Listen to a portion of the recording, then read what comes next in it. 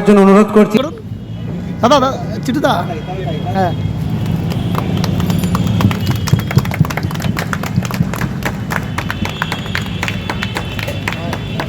আমি প্রকাশ গোস্বামী মহাশয়কে বক্তব্য রাখার জন্য অনুরোধ করছি।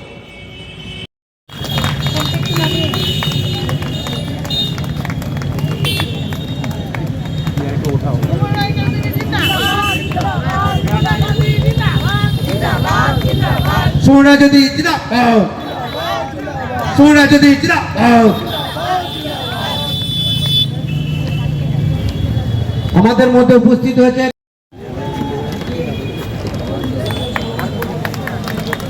সবাই একটু করতালি দিয়ে অভিনন্দন জানাবেন। ও দাদা সরে যাই একটু, দাদা সরে যান দাদা, আসতে বলো।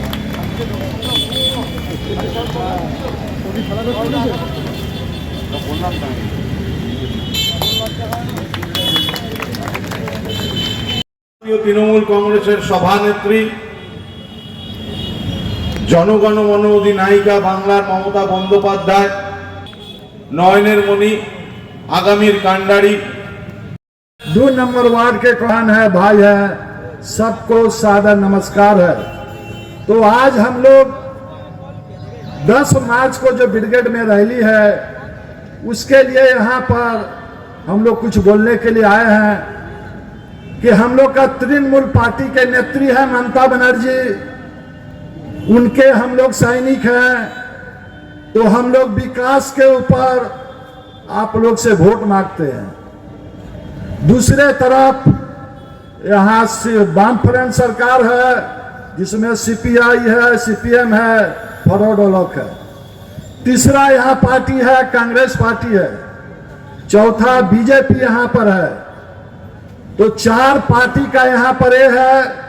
तो सबसे पहले आपको बता दें कि यहाँ तो सीपीएम पार्टी खत्म हो गया जिसका विधानसभा में एक भी सीट नहीं है, और 2021 के पहले वो बोल रहा था कि कांग्रेस और सीपीएम का यहाँ गठबंधन हुआ है, हम लोग सरकार में आ रहे हैं। तो सीपीएम को भी 0 मिला और हम लोग का कांग्रेस पार्टी को ही 0 हो गया। अब है बीजेपी। तो बीजेपी जो है धर्म के नाम पर वोट मांगता है, हम लोग के नेत्री जो है विकास के नाम पर वोट मांगते हैं। हम लोग 1994 में जब हम लोग कांग्रेस के यहाँ कैंडिडेट हुए थे, कांग्रेस का झंडा उठाने में भी सबको भय लगता था। उस समय हम कैंडिडेट हुए सीपीएम के नाम से। बहुत जो हमारे कांग्रेस के कार्यकर्ता थे झंडा को लपेट के पॉकेट में रख लेते थे, उनको जो है काम करने नहीं दिया जाता था, वोट जो है देने नहीं दिया जाता था। यदि 1000 वोट कांग्रेस का रहता था तो वोट आने के पहले 500 वोट जो है वोटर लिस्ट से ही गायब हो जाता था। तो जब से तृणमूल सरकार आया आम जनता को वोट देने का अधिकार दिलाया। हम लोग के जनता जो है वहां फ्री होकर जाकर वोट देते हैं। नहीं तो हम लोग इसके पहले 2011 के पहले 94 में भी देखे हैं, 2001 में भी देखे हैं कि 4 ठो बम ड्रॉप होता था और बोला जाता था आप लोग का वोट हो गया। तो ये तो 34 साल ये सरकार चला लिया बम गोली के ऊपर, विकास नहीं किया। तो ममता बनर्जी जो है अपना बहुत परिश्रम करके 34 साल का जो वामफ्रंट का सरकार था उससे जो है हम लोग को आजादी दिलाई। हमको तो आशा है कि यदि कांग्रेस सरकार जिस समय ममता बनर्जी जादवपुर से लोकसभा में जीती थी उस समय ही यदि कांग्रेस पार्टी यदि हम लोग को दीदी को पूरा पश्चिम बंगाल का भार दे देता तो जो परिवर्तन 2011 में हुआ वो 2001 में भी हो जाता और 10 साल पहले हम लोग आजाद हो जाते। तो यदि सीपीएम यहाँ गलत काम करके अत्याचार करके 34 साल शासन किया तो हम लोग का तो हक है कि उससे 1 साल और ज्यादा 35 साल हम लोग शासन करेंगे। तो 35 साल में तो अभी 12-13 साल ही हुआ।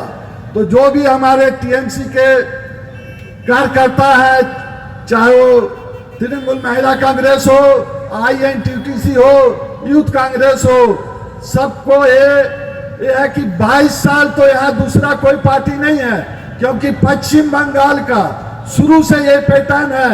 जब कांग्रेस राज किया तो उसको भी 77 तक कम से कम 40 साल राज किया। CPM जो है 34 साल राज किया। तो ममता दीदी का विकास का यदि काम होगा तो 35 साल हम लोग राज करेंगे।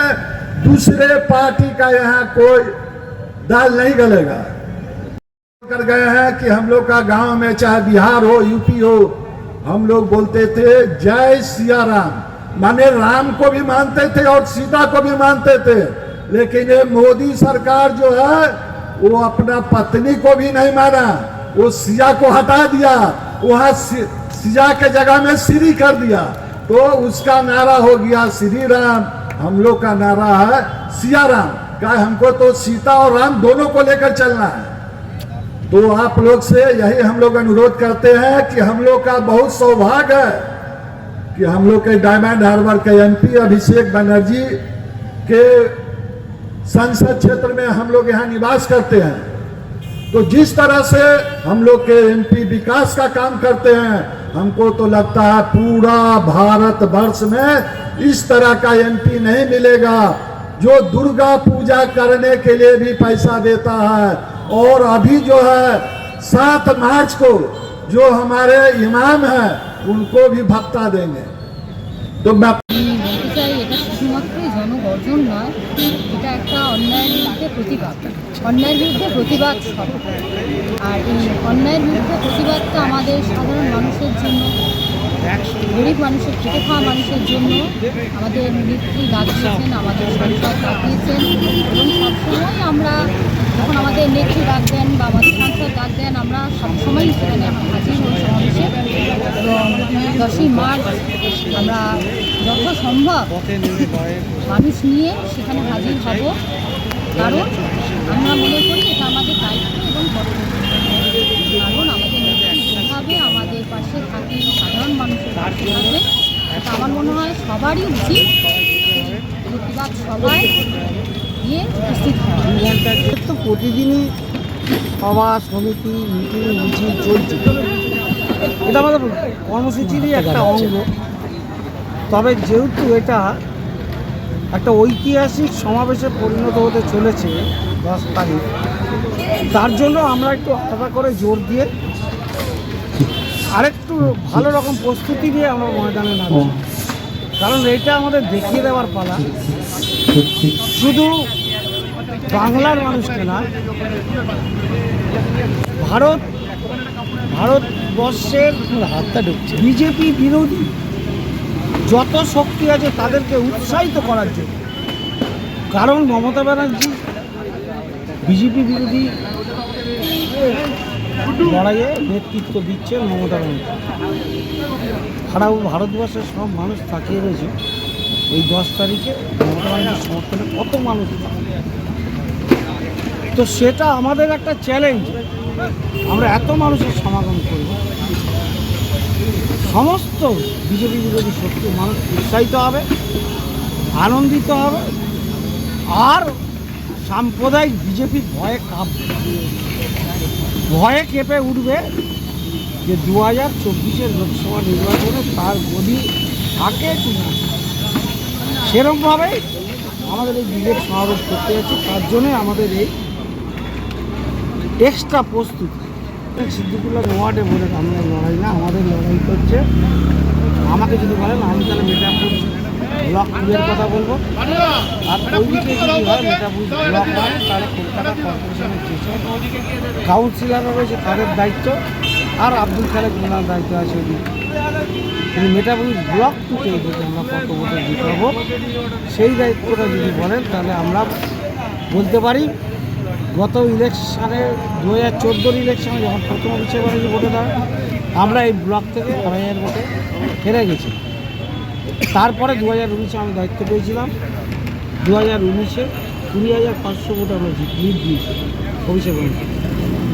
আর এই বছর আমি কনফিডেন্ট যে আমরা ওনাকে 30,000 ভোটে জেতাবো আমাদের এই পৌরসভা 9টা ওয়ার্ড থেকে। অর্থাৎ মেটাপুরুষ থেকে উনি গতবার সবচেয়ে হাইস্ট ভোট 87,000 ভোটে জিতেছিলেন। এই বছর আমরা 1 লক্ষ ভোটে জেতাবো। এটাই হচ্ছে আমাদের প্রতিশ্রুতি, এটাই হচ্ছে আমাদের প্রতিজ্ঞা, এটাই হচ্ছে আমাদের প্রধান টার্গেট এবং মিশন।